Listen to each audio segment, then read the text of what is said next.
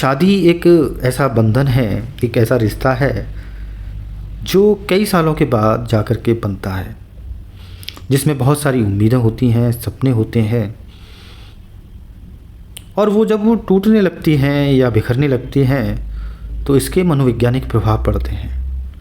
जिन्हें ज़्यादातर कोई भी डील करना नहीं जानता। वैसे तो लोगों के साथ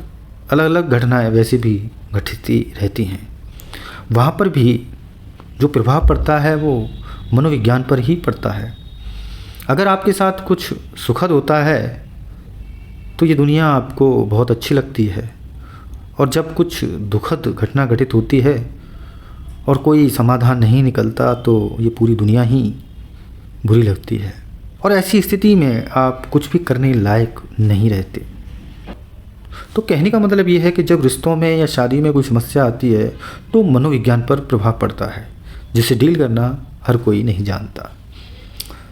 तो जब वो कोई एक पत्नी अपनी शादी की समस्या लेकर के आती थी तो हम उसको एक टास्क देते थे, जिसमें कहा जाता था कि आप अपनी शादी में जो समस्याएं आ रही हैं, जब से शादी हुई है तब से अब तक, उनको लिखो। अगर कोई शादी में तलाक जैसी स्थिति आती है और जहाँ किसी के साथ इनजस्टिस होता है, वहाँ पर ज़्यादातर कोई लड़की उस स्टोरी को लिखती है तो वाकई ही बहुत दुख होता है कि एक परिवार में एक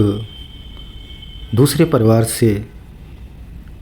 कोई लड़की आती है और उसके साथ उस परिवार में किस तरीके का व्यवहार होता है। ये बहुत ही दुखद था। तो जितनी भी पत्नियां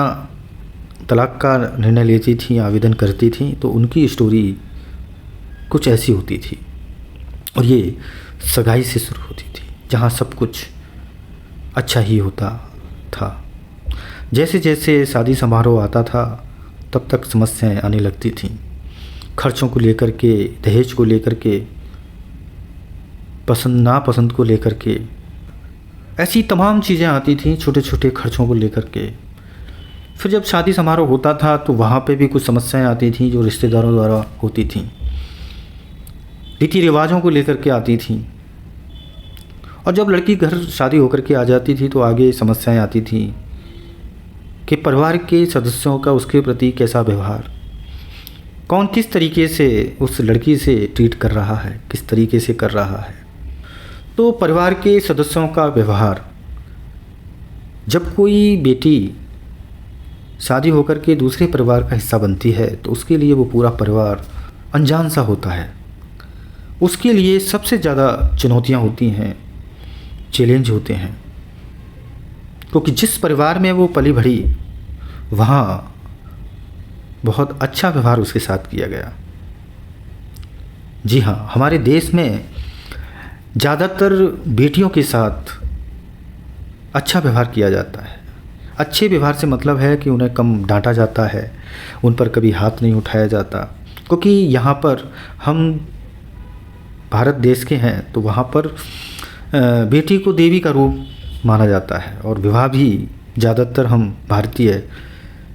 सबसे बड़ा दान कन्यादान को ही मानते हैं। तो भावनाएं हमारी शादी को लेकर के कुछ गहरी हैं, जिसमें हमारी संस्कृति भी शामिल है।